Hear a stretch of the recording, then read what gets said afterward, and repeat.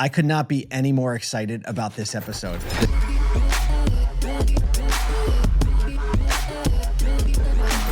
This is Collabs. This is my jealous face. You should be so jealous because Nathan and Spencer and we set up the studio here in Syracuse. We got the chairs, we got the backdrop, the paint, we have the flowers, we have the glasses of water. And Michael Kraut came and visited us in person, in studio, and we were able to sit down and have a face-to-face live conversation. It was amazing. I could have gone for an hour. 20 minutes went by so fast. I'm purely jealous. I want to fly to Syracuse to the studio all the time. I think that being in person with people is so critical. That's why we have events like ASOTU. That's why we love going to all the industry events, because that critical mass of like being with people, especially for those of us that aren't in dealerships every day, is so important. Mm-hmm. We're never going. I'll tell you what, though. I'll put this flag in the ground right now. We're building out more studio sets in the studio, more podcast sets, and we are going to invite more dealers and industry partners and industry leaders to Syracuse, white glove them right from the airport. We have hospitality suites already built into the studios. You're setting up expectations. People are going to be coming. Kyle, they call this manifesting. Manifesting. I can't, until I say I want a Ferrari, I'll never have a Ferrari. Oh my goodness. I don't want a Ferrari, by the way, but we already have a studio. We already have the chairs. We already have Michael Kraut, who came into Syracuse to have a conversation. So I'm not manifesting. It's happening. We hope you enjoy this conversation with myself and Michael Kraut in person. Michael's with Experian, by the way. We didn't say that yet. About what's going on with all these connected TVs and what's going to be the future of how we watch stuff. Check it out. Well, Michael, thank you so much for joining us today. It's great to be here. This is amazing. You are literally the first in-studio guest on an Collabs episode ever. I feel honored. Yeah, you walk by and you saw the studio. We're like, wait, is this for us? It's for us. You came and visited us in the studio. This is great. And the first of many, we're going to get your picture. We're going to get you to sign it. I'm going to sign it. Put the frame on the wall. And then next will be like Tony Danza, right? And all the ones you see at like the cheesesteak places in Philly. Exactly. And it's funny, we looked at the wall color we decided to paint for this episode, and I came in and I was like, well, I'm the one that picked the color. And then I just came in, I was like, it looks awful lot like Eagles green, doesn't it? Yeah, it is. I didn't do that on purpose. The orange chairs throw it off. Well, are you Giant or Bills? Eagles. You're Eagles? I grew up in Philly. Oh, gosh. Yeah, I'm sorry. It was a birthright. Like, I had no choice, but my sister married a Giants fan. By the way, this is Eagle. This is total Eagle. Not according to Sherwin-Williams. Okay. But yeah. Great. It's so funny. Look, when did we meet or our paths cross for the first time? Our paths crossed somewhere in the mid-2000s. You were still doing your refurbishing business, I believe. Mm-hmm. And Alex Vetter brought you into a Cars.com sales summit. Yeah, which was wild. Which was probably one of those where it was snowing in Syracuse and it was really snowing in Chicago. It was cold in Chicago. It was cold in Chicago. Yeah, in the winter. And I just remember meeting, you started to become on the scene. Yeah. And I don't remember the messaging, but it was, whatever you talked about was really... if I remember correctly, that was when I started by talking about the need to adapt and change. Yes. And I talked about Circuit City and how they became CarMax, which at the time wasn't a story that a lot of people knew. Because it was a big reveal moment, and it was like, I heard it in the room, like, that's where CarMax came from. And then I actually talked a lot about LinkedIn and how... Oh, that's right. And I talked about LinkedIn back then and just saying that, hey, there's a lot of opportunity on the table for you to organically build LinkedIn traffic. And isn't it kind of ironic that you bring this story up? Because literally in the last 120 days, that has disappeared from LinkedIn, organic reach. Really? Oh, yeah. And if you talk to people who post a lot on LinkedIn, you realize organic reach has been really cut down. I've noticed it, but not until you just said it. Now one of my regrets is that I didn't lean in 5 times as hard while I was delivering that message, because everyone, I'm doing something. Right. I would have went 5 times as hard. But that's what it's like in this world of constant change and marketing and data. Like, opportunity, whatever you're doing today is not what you're going to be doing 100% in 2 years from now, 1 year from now, sometimes 6 months from now. Yeah. And so that's one of the things that, as we talk about marketing and data and how dealers deploy it and how we, even as professionals trying to get our message out there, right, how are we going to deploy in a good way? One thing that we've started to notice, when I started at Experian and we were building out our data for advertising practice, there really were 2 or 3 fishes that you could play, oceans you could play with, right? It was sort of like a Trade Desk and Oracle and LiveRamp. I'm using those as examples. The places we have our data today are in so many different places. Yeah. And when we get, say, usage reports, now you're seeing names that you'd never even heard of. Right. I always make fun of Kyle because Kyle knows them all. Yeah. And he's just ripping off these names as like, what is that? What is that word? It's not even a word. What's even more bizarre is you start seeing names that you don't know, and then all of a sudden you're seeing Yahoo showing up. Right. You're like, excuse me, this is my playground. Where this did is my Yahoo, sandbox. right? You stay over there. Where did Yahoo come from? And now in my our data for advertising world, we're seeing obviously Amazon is taking their share. Major. And it's companies like yourselves that have marketing or tier 1 holding company agencies that are looking for different types of scale, different types of audiences. And it's sort of very hard to, I mean, from a management perspective, justify all these places what we have to be, but we have to be everywhere because I don't know where you're going to come up with a really interesting social activation next. It might be the newest thing that we're not paying attention to. Yeah. So all these names are always coming up with us, and I'm like, we started with like 3 platforms, and now we have things from, our data's at NBCU and Disney and Trade Desk and Amazon. Yeah. It's all over the place. So, that no dealer operates their tech stack the same, which is an additional layer that always makes it complicated. Not only is every dealer different, but the understanding, even of very similar dealers and their, appetite for tech or even ability to understand. Yeah.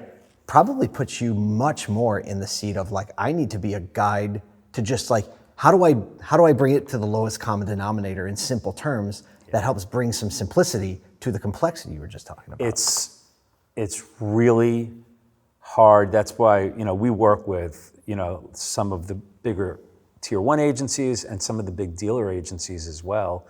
And we expect them to kind of understand how to translate a lot of that stuff. But we have to understand it ourselves because we have to tell these agencies like, hey, if you're looking for our audiences, they are in these specific destinations. But the complexity, I sort of feel bad for someone that's been traditionally buying media in the traditional format. Yeah. And all of a sudden they're like, you mean there's no radio? I'm like, no, there's no radio. Yeah. There's podcasts. Yeah.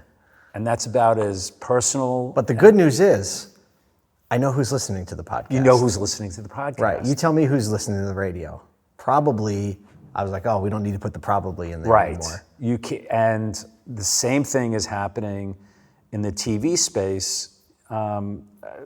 Being more of an OG TV person, I do think that there's going to be this shift sort of back to cable television.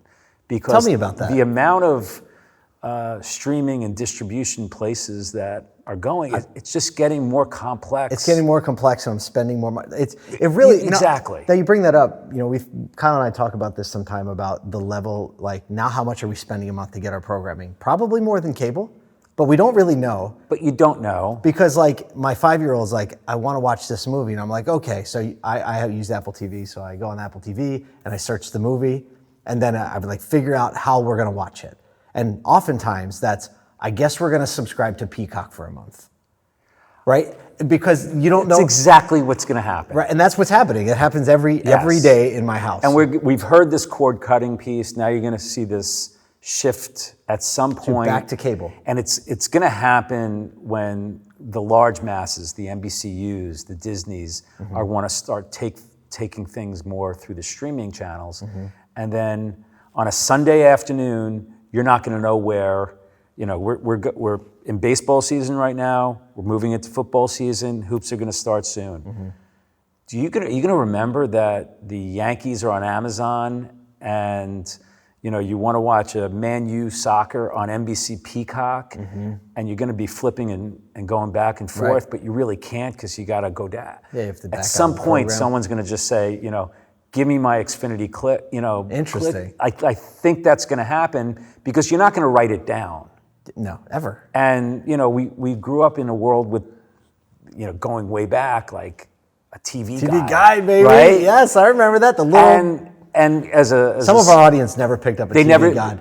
They never saw grandma's house, actually. Exactly. It was always on the table. It was always on the table. But, as someone, once we saw it with the Olympics, like that was really hard to find. Mm-hmm. But sports usually, it's the most important part of the media landscape right now.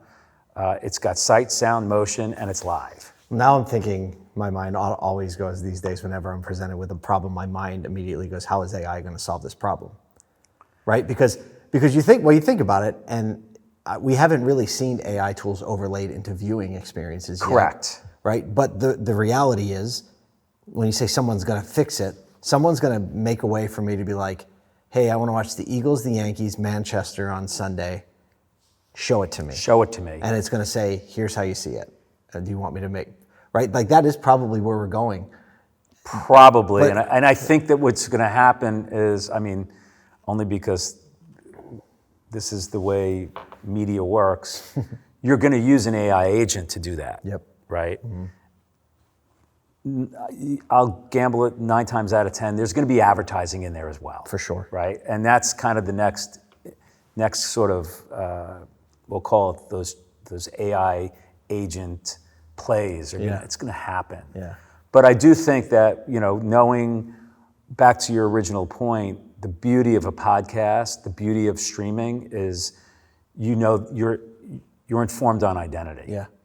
And I think, with a lot of the services that we might provide, enrichment, even data hygiene, dealers specifically have to really know their data. They have to know their customers. What do you better than think? they used to. It's funny that we're talking about this. I'm just thinking Nielsen's been blowing up my phone for the last 3 have. weeks. Yeah. Because they sent me $10 in an envelope. Yep. And my son was like, "What? Somebody sent you cash?" I was like, "Well, first of all, it used to be $2, right? And then you'd fill out the thing. They'd send you another $3, $3, right? yep. So they sent me a $10 bill in an envelope, and no, like, here you go. We're going to call you. Right. And I really want to be a part of it because I'm just curious. For sure. I'm just curious on what they're doing, what they're asking. But every time they call, it comes across as Nielsen, and I don't say stop calling because I want to do it. Because you want to try. What do you think? What do you think? All these sources of data, like you're saying, it's getting more complicated. Yeah.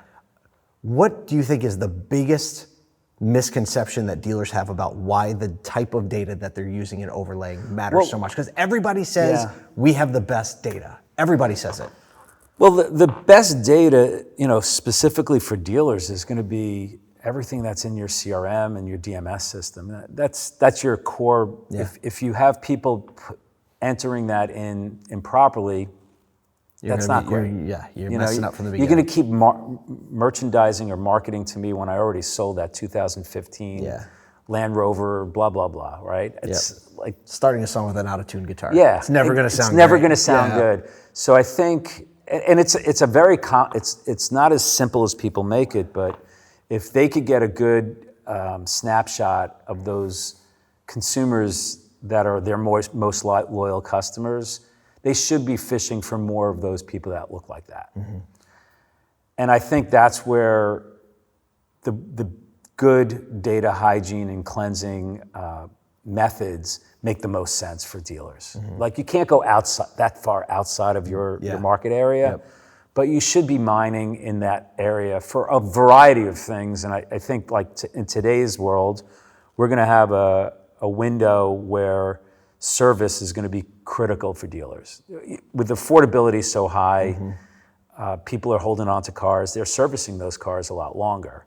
That being said, they're also not in market to buy cars. So if you have invested in facilities and have anywhere from 10 to 20 bays, you want to keep those busy. So all of a sudden, hey, how could I market in my marketplace to people that have vehicles that I can service? Mm-hmm. Those are the sort of things that where if you have a good understanding of your loyal customers, of your base of car owners in your marketplace, boy, that's an advantage. Mm-hmm. It's not everyone can't just do this. It's a commitment. It's not easy. We're working with lots of large dealer groups and lots of like marketing and CRM related agencies that are trying to do this for dealers. Yeah, no, we're in the middle of, as hard. the agency side of the business, it's like everyone's trying new things right now, which is really encouraging. Yeah. But there's no prescription to give people. That's the hard part. I can't say this, then this, then this. Put these three things together. And it's going to work. Because you're starting in a different place, then they're starting, then they're starting, Absolutely. then they're starting. Absolutely. And it's also like we've tried to identify specific pockets of data that we could provide because we have really good automotive data. We have ownership data. We have consumer data. We have some credit data. Like when you put it together, we could kind of stitch together a really good clientele in your marketplace that you're not touching right now. But there's no, it's not a secret formula. It's still hard to do. Yeah. And I think, no less than, you've heard dealers say, all right, I'm not looking at 30 days of sales, I'll look at a quarter. Well, they always go back to 30 days. How did I do this, right? So true. And this is something that it takes a little bit of time, and it's not as prescriptive as dropping, an ad on your local TV station, on Saturday night or something like that, or arguably Friday night, where people are in front of the TV. First of all, they're not even in front of that TV anymore. That's right. Right. That's half the battle is finding where those customers Where are. are they going to be paying attention? Yeah. So if you were to kind of break it down to a metric, what would be the most important metric that dealers should be paying attention to? There's a thread that's happening. I'll kind of take you back to what I've watched. And at Experian, we have our automotive group. We also have marketing services. We've seen the retail media network. Those are the Amazons, the Walmarts, the Targets. Yeah.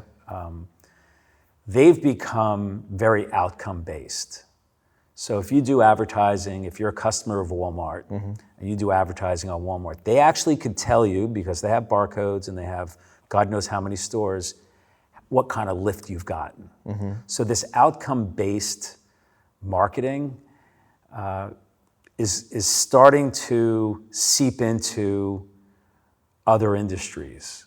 Automotive is being one of them. So at some level, you're going to have to look at general outcomes in your marketplace. Right, lift, not direct attribution. Exactly. Right, and that's the big shift. That's the because big shift. Last click attribution was like this thing that we were chasing that we could have sworn we saw its tail as we're chasing it over the horizon. I think that's it. I think that And then when we caused got it. over the horizon, we were like, oh, there's like 50 unicorns over here, and I don't know which one. I don't just know which blessed one me. did it. It's Yeah. just important for you to be in. So, I think people or dealers and their agencies don't realize that there's a limited amount of time that people care about advertising or are in front of that advertising. You have to be at it different Right. times. What's the life cycle of the It's life purchase cycle. consideration? Exactly. Right. And what we're so kind of back to your question, I think there has to be some sort of outcomes that can be measured that dealerships have to, and it's not in. So what are some of the outcomes? Like how do you think about lift? How should a dealer think about lift? I think right now we've started to see a lot of, if you're looking for service, for instance, you could start. It's probably much easier to measure. It's much service, easier to right? measure. Because it's like a more immediate thing. It's more immediate. It's sustainable for a couple of weeks, and you could just look at your ROs, and you could see if you're getting some year over years, trending, quarter trending, over quarter, yeah. quarter over quarter. New car Seasonally adjusted. Seasonally adjusted. Car sales, yeah, there's only a handful of companies that could actually do it, but There's a lot of variables. there's a lot of variables in it. What are the deals being run? What are the deals What are the being run? tariffs? What are the incentives? Like Yeah, we're doing Inventory levels. We're doing a workshop at our sales summit in September, and a lot of the things that we're talking about, the dealer hears that they're going to heavy up on a specific make and model. It could be on air TV, it could be on radio, it could be on podcasts, whatever they're doing. Yeah. You can't measure it like a day to day to day. You got to look at it a little longer, but So hard to but do you're in this going business. to want to look at that. So hard to do in this business. Really hard. Because it's a 30-day cycle, and In the mind of the advertiser, it's not a 30-day cycle in consumers. that's right. I mean, and I think that the pressure even mounts the larger the group gets. Well, I don't know. There's like this, I feel like smaller stores, smaller groups tend to be like really watching 30 days.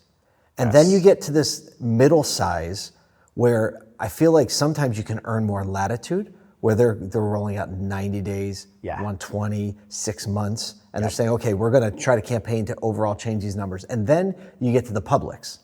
And if anything takes longer than 60 days, or between, you have like your earnings report and earnings report, that's the only latitude you have. Latitude they have. And so like we saw this firsthand, Kyle and I were consulting with the public, and we learned really quickly in our ignorance that like, oh, like the leadership understands that this should probably take 9 months to really work, but the leadership isn't going to get 9 months. They're not going to get 9 months. It's just a reality. Yeah. They're going to get maybe 6. So I think what we're identifying is what are some signals that we could look at that will indicate.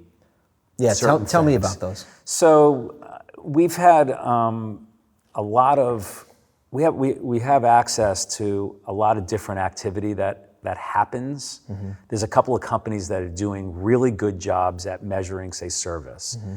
You could start seeing some signals that people are doing. Like, what's a good example might be, just coming in for an oil change. Someone's just not going to do it because they see the ad, but they may take action through search and say, oil in my area. All right, there's a signal there. If the agency is measuring all kinds of signals, they could start to build a picture and saying, I think this is going to work. You're going to start seeing, and a great example now is how there's a lot more connectivity around scheduling services or scheduling an appointment to look at a new car, for instance, or a used car. Those are the types of signals that are embedded. We just choose not to pay attention to them. Measure them, consider like, is this marketing affecting that metric? Exactly. Versus, like, because someone scheduling an appointment is like, I feel like at that point, the marketer is like, now it's a sales conversation. Now it's a sales And that's one of the problems is when, like, we're not selling cars, so many times I actually see the sales process is broken. The way lead handling, like staffing properly during peak hours. And in my mind, it's like once the appointment's delivered, the marketing has done its job. Yeah. Right. But you have some of these organizations, and if you're talking to a public, you walk into some of these stores, they're huge. Yeah. They got 100, 150 people. There's a lot of touch points in the dealership. That sort of goes back to sort of the data that you're putting in, like how accurate is it? Some guys are calling in sick. You get somebody that you're pulling over. All right, you're working the service desk today, or you're handling ups and stuff like that. So it is not. It's not a rocket science. It's a very challenging business to run. But back to your point, if you're doing the right marketing sort of touch points, and what we just talked about, there's a lot of touch points. So don't get caught on attribution as last click. Right, you're never going to figure it out. It was a fallacy when it came out. I mean, yeah. But well, at that on time, the digital side, like, but back in the day, it was like, here's the phone number we put in that ad. If anyone calls that phone number, we know exactly where it came from. Yeah, but now it's like, what are all the things that make up the story of why the person reached out? Correct. So we're at time of recording, right? We're heading into September. Yeah. And so, you and I were just talking a little bit about like what happens now. We loop into a conference season, event season. NADA is not that far away already. Yeah. What are we going to be talking about at NADA? What are you going to be talking about at NADA? I think we are going to get caught up on everything in the back of the store, all the fixed op stuff. I think you're hearing, obviously, it's always been a profit center for owners of dealerships. So much more controllable. It's controllable. Their talent there is, they want to use that talent, especially all your tech talent is back there. There's also, we really are falling into this sort of the cars, whoever you speak to, any of the large data providers, unequivocally, cars are being held a lot longer. They're being built better. Interestingly enough, the one thing that is great for new cars is they're totaling more cars now than ever, because if you get into an accident, it's Now that sensor, that thing, that calibrator. it's not even worth it. And that's why insurance rates are up, obviously. Yep. But the affordability piece is going to be here for a while. It's not going to ebb or change. Yeah. So Even interest rates, if they go down, don't make that much difference. not It's not like a house. You buy a house that's a few $1,000s, the interest rate matters a lot more than if you buy a car that's $50,000. correct, which is probably close to what the average price of a new vehicle is. Yeah, it's 49 something. 49 There's that little something. tracker I see every day. And so I think people that are involved in dealerships are going to be looking at the fixed ops is going to be really critical. If you could increase repair orders, fantastic. You might start seeing a much more active role in marketing from the OEM parts divisions. Those are big. Those are big businesses for them. Yeah, a lot of momentum in that area. A lot of momentum in that area. And then, one thing that from an advertising perspective that we noticed was there's not as many new cars coming out anymore. There's a lot of rebadges. Yeah. I saw someone has a Ford Maverick out there, which is an F-150. It's just an electric vehicle. Yeah, that's mine. That's yours. F-150 Lightning. Yeah. Yeah. The white one? Yeah. Yeah, it's nice. But you're not seeing a lot of new vehicles like we used to have new launches. Oh, yeah, nonstop. Nonstop. Yeah, because, they're unable to, they have to focus on efficiency. Yeah. And new vehicles, new lines just naturally break efficiency. Yeah. Right. And now with the EV challenge to keep up with you got EVs, now you got hybrids. They're changing gears constantly. Yeah. And I don't know if they have, I've never operated at an OEM, but you have to have a really I do big not gamble. I do It's not a big envy those, gamble. but they have a hard job right now. Yeah, because it also designs are important. I don't know how important they are because Everything looks kind of similar looks now. kinda It's like similar. how's the tech work, right? What's the lease payment? What's the monthly? Exactly. Yeah, different set of considerations Yeah. especially with Gen Z coming into the market. yeah, the and way they are. I do think that Gen Z owner is not as loyal. Obviously, we've learned that. You can ask Spencer. Spencer, are you loyal to a car brand? No, Definitely not. he says, "Are you Definitely. loyal?" He goes, "Yeah." I said He's to a loyal car to brand. him, I but said not to the a car car brand. brand. He's like, "Oh no." Yeah, and I think that's a challenge for the manufacturers to build new cars.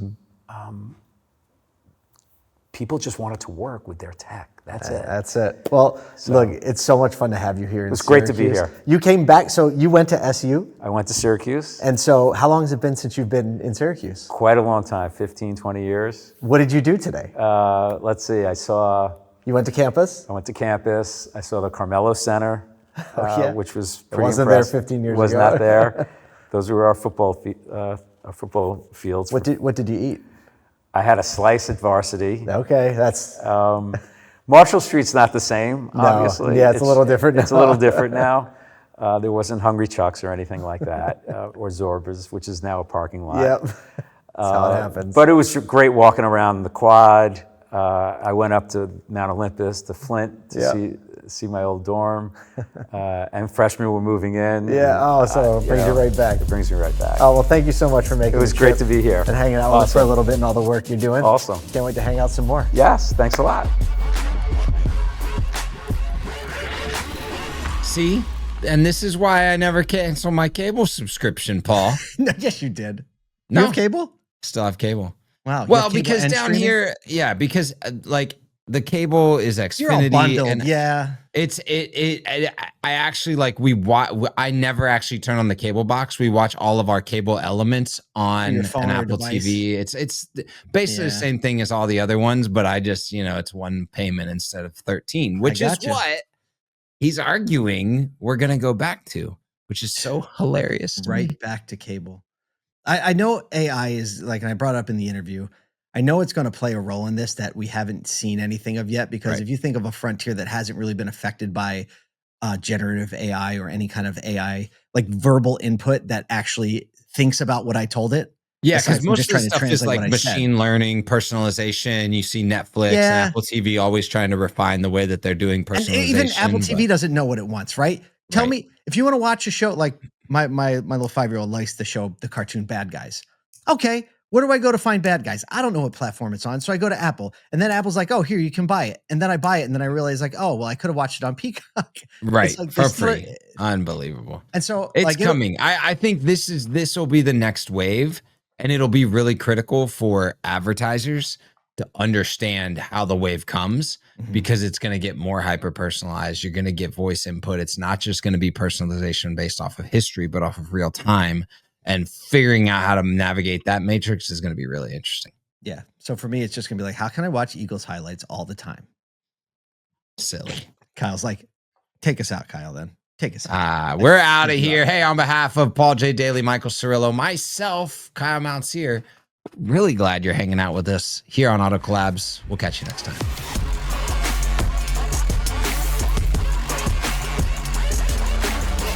Welcome to Auto Collabs. Why are we recording? Are we rolling yet?